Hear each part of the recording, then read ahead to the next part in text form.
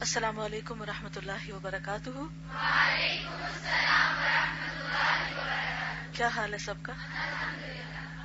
الحمدللہ۔ نحمدہ ونصلی علی رسولہ الکریم، اما بعد فاعوذ باللہ من الشیطان الرجیم، بسم اللہ الرحمن الرحیم۔ رب اشرح لی صدری ویسر لی امری واحلل عقدۃ من لسانی یفقہوا قولی۔ فصل 18، ذلت معاصی۔ ذلت کہتے ہیں رسوائی کو، بے عزتی کو۔ بے عزتی کا ڈر کیسا ڈر ہوتا ہے؟ کبھی آپ میں سے کسی نے بے عزتی کی؟ ہم بے عزتی کے معاملے میں بہت کانشیس ہوتے ہیں، اور بہت سے لوگوں کو یہ کمپلینٹ ہوتی ہے کہ کوئی ان کی عزت نہیں کرتا۔ کیا عزت ڈیمانڈ کرنے سے ملتی؟ کیا عزت بندے دیتے ہیں؟ عزت اور ذلت کا مالک کون ہے؟ اللہم مالک الملک تؤتی الملک من تشاء وتنزع الملک ممن تشاء وتعز من تشاء وتذل من تشاء بیدک الخیر انک علی کل شیء قدیر۔ تو عزت اور ذلت کا معاملہ سارے کا سارا اللہ کے ہاتھ میں ہے۔ کسی کے ذلیل کرنے سے کوئی ذلیل نہیں ہوتا، اور کسی کے عزت دینے سے کسی کو عزت نہیں ملتی، لیکن عام طور پر ہم اسے اللہ کے پاس نہیں، لوگوں کے پاس سمجھتے ہیں۔ اسی لیے ہم لوگوں سے عزت چاہتے ہیں، اور اگر کوئی عزت نہ دے تو اس پر ناراض ہوتے ہیں، بول چال چھوڑ دیتے ہیں، کام چھوڑ دیتے ہیں کہ یہاں تو ہماری قدر ہی نہیں، ہمیں تو کوئی پوچھتا ہی نہیں، ہماری تو کوئی رسپیکٹ ہی نہیں۔ کس کو کس سے شکایت ہوتی ہے عام طور پر؟ عزت نہ ملنے کی۔ مثلا استاد کو شکایت ہو سکتی ہے کس سے؟ شاگردوں سے، کہ میرے شاگرد میری عزت نہیں کرتے۔ اور کس کو شکایت ہوتی ہے؟ والدین کو۔ کس سے؟ بچوں سے، کہ آج کل کے بچے بہت بدتمیز ہیں، رسپیکٹ نہیں دیتے۔ اور بیوی کو شوہر سے، یا شوہر کو بیوی سے، بڑوں کو چھوٹوں سے، بادشاہوں کو عوام سے۔ یہ ایک عام مسئلہ ہے نا، اور اکثر لوگ اس وجہ سے نفسیاتی مریض بھی بن جاتے ہیں، مایوس ہو جاتے ہیں زندگی سے، بد دل ہو جاتے ہیں لوگوں سے، اور عزت نہ ملنے کے اسباب باہر تلاش کرتے رہتے ہیں، لوگوں میں تلاش کرتے رہتے ہیں۔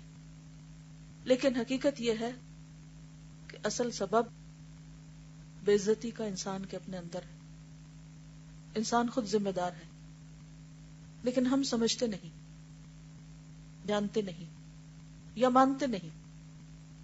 تو جب بھی آپ کو کہیں سے بھی کوئی رسوائی ہو، یا بے قدری معلوم ہو، یا سمجھے کہ آپ کو آپ کا حق نہیں دیا جا رہا، تو فوراً سوچیں کہ میں نے اللہ کے حق میں کہاں کمی کی، میں نے کون سی غلطی کی ہے، میں نے کون سا گناہ کیا ہے۔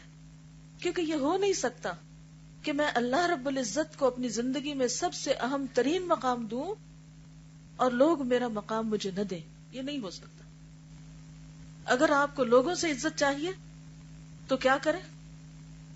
اللہ کے سب سے عاجز بندے بن جائیں، اپنے گناہوں پہ نظر رکھیں کہ کہاں میں نے اللہ کے حق میں کمی کی۔ یہ لکھتے ہیں کہ بندہ گناہ کرنے سے پروردگار عالم کے نزدیک بے وقت ہو کر اس کی نگاہ سے گر جاتا ہے۔ گناہ بندے کو اللہ کی نظر میں ذلیل کر دیتے۔ اس کو آپ کیسے سمجھ سکتے؟ مثلا جب کوئی شخص آپ کی بات نہ مانے، کوئی آپ کی بات نہ مانے، اطاعت نہ کرے، تو کیا آپ اس کو عزت اور احترام دیں گے؟ نہیں دیں گے نا۔ آپ کی بات نہ ماننے والا آپ کی نگاہ میں کیا مقام رکھتا ہے؟ مثلا کوئی بھی استاد یہ بتا سکتا ہے کہ وہ طالب علم جو استاد کی بات مانتا ہے، سبق یاد کرتا ہے، مطلب استاد کو شاگرد سے کیا چاہیے؟ کوئی ذاتی خدمت تو نہیں چاہیے، وہ یہی چاہتا ہے نا کہ جو کچھ اسے دے رہا ہے وہ اسے لے لے۔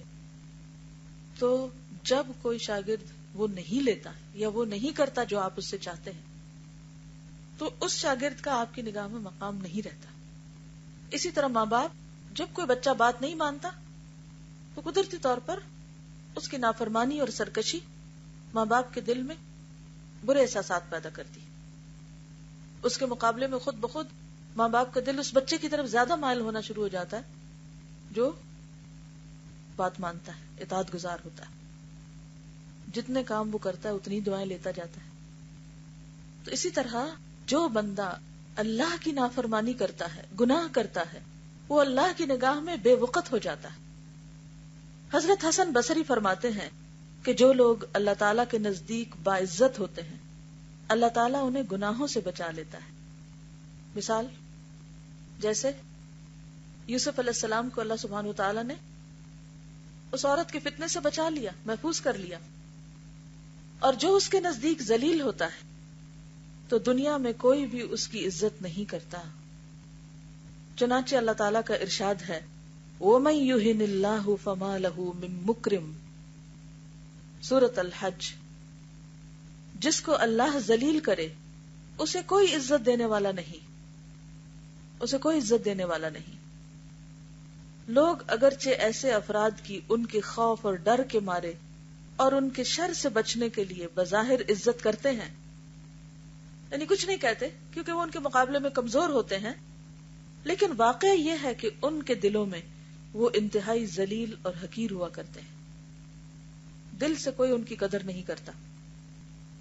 یہ بھی معاصی کا اثر ہے، گناہوں کا اثر ہے کہ بندہ بکثرت اور پے در پے گناہ کرنے لگ جائے تو پھر بڑے سے بڑا گناہ بھی اس کی نگاہ میں چھوٹا ہو جاتا ہے.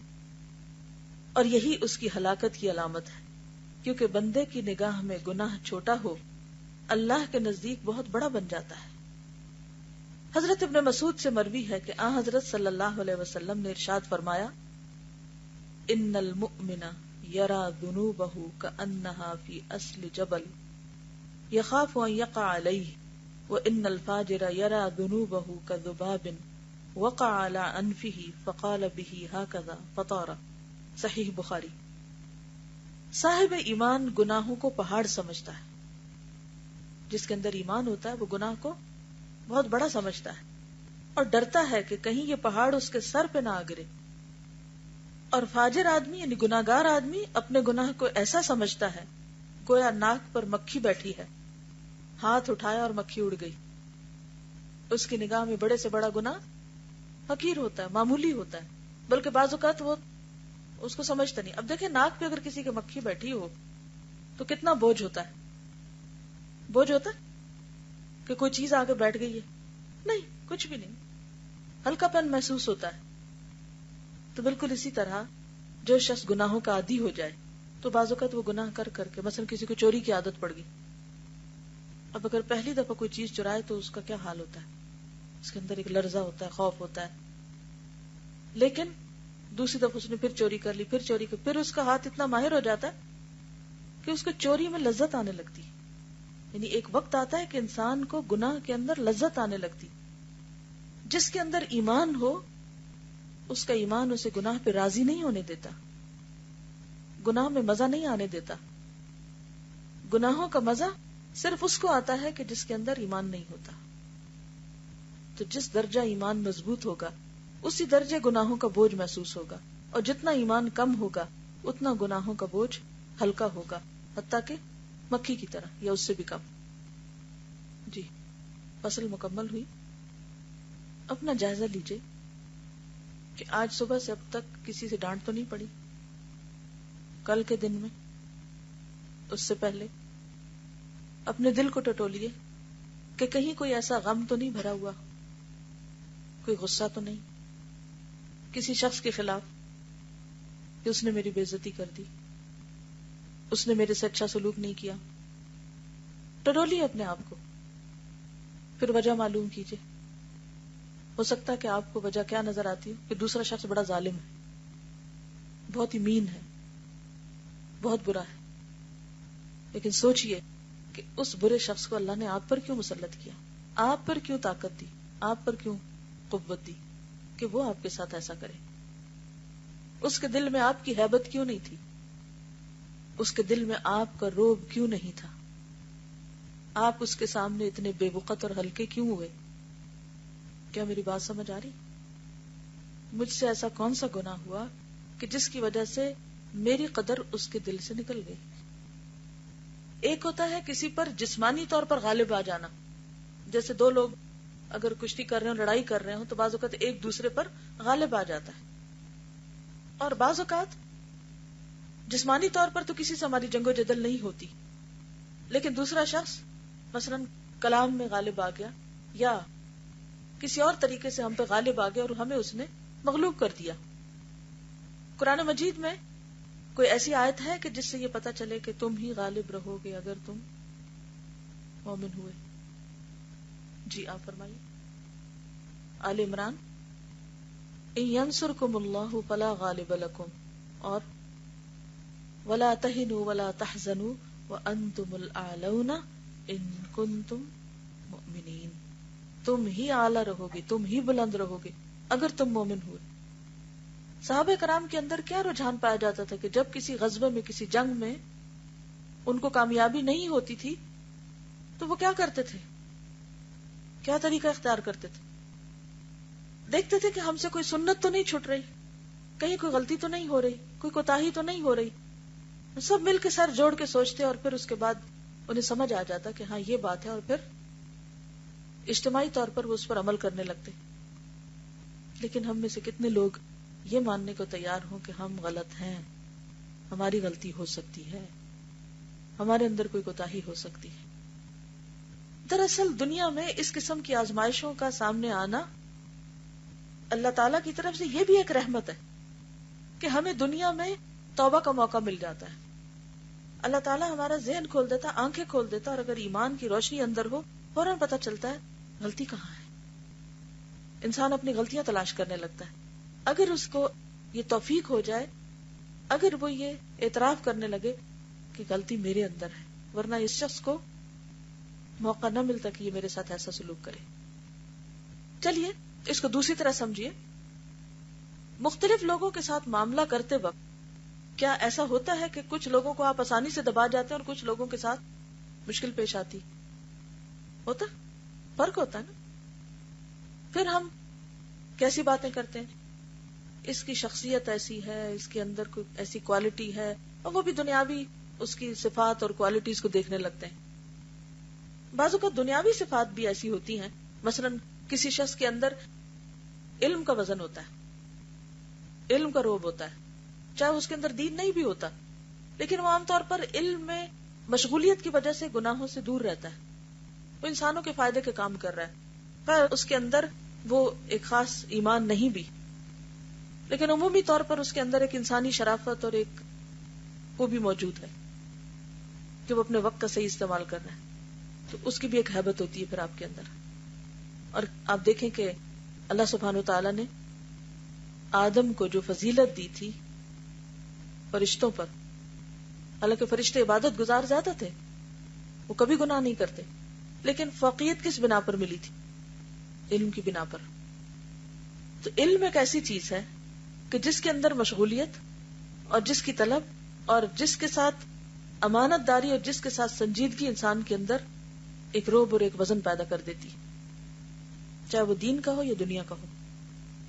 اور کوئی مثال لائیے، انسانوں کی خدمت کرنے والے لوگ۔ ابھی ہیٹی میں جو زلزلہ آیا ہے، اس کے بعد مختلف طرح سے جو امداد گئی ہے، اس میں آپ کو معلوم ہے کہ پاکستان میں سے کس کی طرف سے امداد گئی، کس نے مدد کی، کون آگے بڑھا ہے، کون گیا ہے؟ عبدالستار ایدھی۔ عبدالستار ایدھی کوئی ریلیجس شخصیت نہیں ہے، لیکن خدمت خلق کے لیے، دوسروں کی مدد کے لیے مشہور ہے۔ کبھی آپ نے ان کو بولتے ہوئے سنا کہ وہ بہت پاورفل اسپیچ دیتے، لیکن ان کی بات میں اثر ہوتا ہے نا، کس چیز کا؟ خدمت خلق کا، عمل کا۔ تو اسی طرح جو لوگ دوسروں کی خدمت کرتے ہیں، دوسروں کے کام آتے ہیں، ان کے اندر بھی ایک خاص طرح کا روگ ہوتا ہے۔ اور کون لوگ ہوتے ہیں جن کے ساتھ معاملہ کرتے ہوئے آپ کا دل نرم ہوتا ہے، یا پھر آپ ان کے ساتھ زیادتی نہیں کرتے؟ وہ کون ہوتے ہیں؟ سچے اور جن کے اندر عاجزی ہو۔ آپ دیکھیں گے کہ جن کے اندر عاجزی ہوتی ہے نا، دوسروں کے دل ان کے لیے نرم ہوتے ہیں. اللہ سبحانہ و تعالیٰ کی رحمت بھی کس وقت بندے پر آتی ہے؟ جب انسان کے اندر عاجزی آتی ہے. نبی صلی اللہ علیہ وسلم جب بارش کے لیے دعا کرنے نکلتے تو کیا انداز ہوتا تھا آپ کا؟ کس قدر عاجزی ہوتی تھی. تو عاجزی جو ہے اور ہمبل ہونا جو ہے، یہ بھی ایک ایسی چیز ہے جو انسان کے اندر کمزوری کے باوجود ایک روب پیدا کر دیتی. لیکن گناہ ایسی چیز ہے، خیانت، دھوکہ، جھوٹ، بد اخلاقی، اکڑ، کس کے ساتھ آپ کا اکڑنے کو دل چاہتا ہے اور کس کے ساتھ آپ کا سختی اور بدتمیزی کرنے کو دل چاہتا ہے؟ جو کیسے ہوتے ہیں؟ جن کے اندر اکڑ ہوتی ہے. آپ کا ایک نیچرل ریئیکشن ہوتا ہے کہ جن کے اندر ایک اکڑ سی ہوتی ہے، آپ کیا چاہتے ہیں کہ آپ بھی کیا کریں ان کے ساتھ، ایسے کو تیسا. وہ سوچتے نہیں، آپ کو ایک نیچرل ریئیکشن ہوتا ہے خود بخود. آپ کیونکہ وہ ایک دفاعی نظام ہوتا ہے نا انسان کے اندر، تو وہ متحرک ہو جاتا ہے. تو اگر ہم چاہتے ہیں کہ اللہ کی نظر میں ہماری عزت ہو تو ایمان میں اضافے کی کوشش کریں، اللہ کی اطاعت میں وقت گزاریں اور گناہوں سے باز آئیں اور ایسے کام کریں کہ جس کی وجہ سے اللہ سبحانہ وتعالیٰ کی رحمت نازل ہوتی ہے.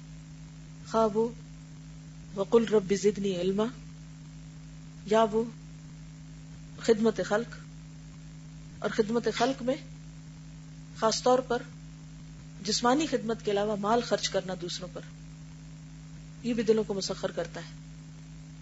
وہ حدیث آپ نے پڑھی ہوگی عقبہ بن عامر سے جو روایت ہے کہ قیامت کے دن انسان حشر کے میدان میں اپنے صدقے کے سائے میں ہوگا. قیامت کا دن کیسا دن ہے؟ کچھ پتا؟ کیسا دن ہے قیامت کا دن؟ کوئی سایہ نہیں ہوگا سوائے عرش کے سائے کے.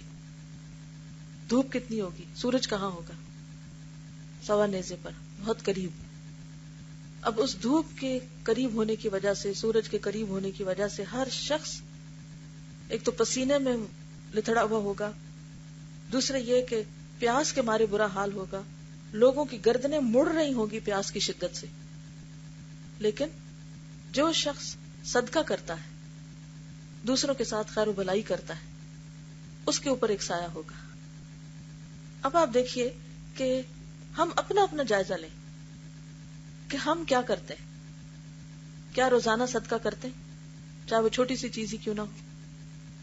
کیونکہ عمل جو ہے وہ چھوٹا بھی بہت بڑا ہو جاتا ہے اگر اس کے اندر اخلاص ہو، سنسیئرٹی ہو.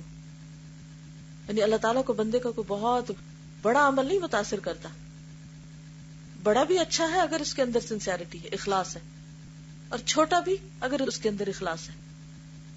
اور بیسٹ صدقہ پھر کیا ہوتا ہے؟ جہد المقل. جہد المقل کیا ہوتا ہے؟ کسی کو پتا ہے؟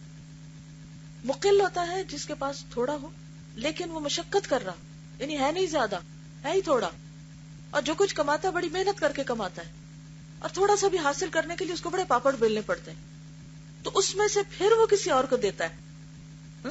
کیونکہ ہم اپنے آپ کو اکثر کیا کہتے ہیں کہ ہمارے اپنے پاس نہیں، ہم دوسروں کو کہاں سے دیں. اس وقت ہم زیادہ پروٹیکٹو ہو جاتے ہیں نا. لیکن جو شخص اس وقت دے سکتا ہے اس کا صدقہ بیسٹ صدقہ ہوتا ہے، چھوٹی سی چیز. اور اگر نہیں کوئی بھی چیز آپ کے پاس دینے کے لیے کسی کو، تو کیا دے سکتے ہیں آپ؟ کیا کر سکتے ہیں؟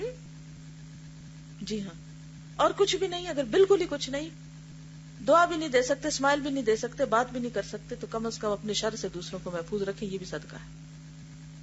کسی کو تکلیف نہ دے اگر خیر نہیں کر سکتے کسی کے ساتھ.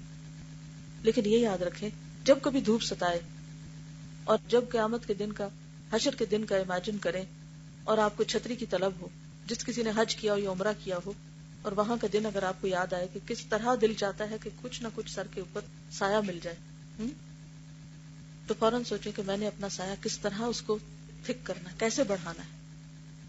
لیکن اگر صدقہ کر کے آپ نے احسان جتایا تو سب چٹ، سب سپا.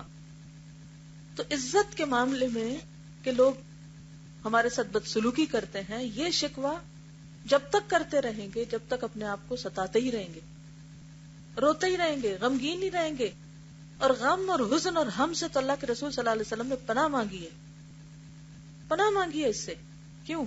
تاکہ انسان کچھ کرنے کے قابل ہو، ورنہ قیمتی ترین زندگی انسان کی اسی میں ضائع ہو جاتی ہے، ادھر روتے دھوتے، ادھر مسئلے مسائل کرتے، ادھر غم کرتے، ادھر، اور پھر کیا ہوتا ہے اس سے اور بہت سی بلائیں ساتھ شامل ہو جاتی ہیں، علائشیں، کبھی انسان غیبت کرتا ہے، کبھی انسان الزام تراشی شروع کر دیتا ہے، کبھی انسان نیکی کے کام سے دور ہونے لگتا ہے. اس لیے بے حد ضروری ہے کہ انسان خوش رہے، اور خوش رہنے کے لیے ضروری ہے کہ انسان اپنے اندر عاجزی پیدا کرے. دوسروں کا دل جیتنے کے لیے ضروری ہے کہ انسان دوسروں کی خدمت کرے، دوسروں کے کام آئے، دوسروں کو معاف کر دے. پھر آپ دیکھیے کہ خلق کے دل میں بھی آپ کی کیسی محبت اور کیسی عزت ہوتی ہے، اور اللہ کے ہاں بھی کیسا مقام ہوتا ہے. جزاکم اللہ خیرا. السلام علیکم ورحمۃ اللہ وبرکاتہ. وعلیکم السلام ورحمۃ اللہ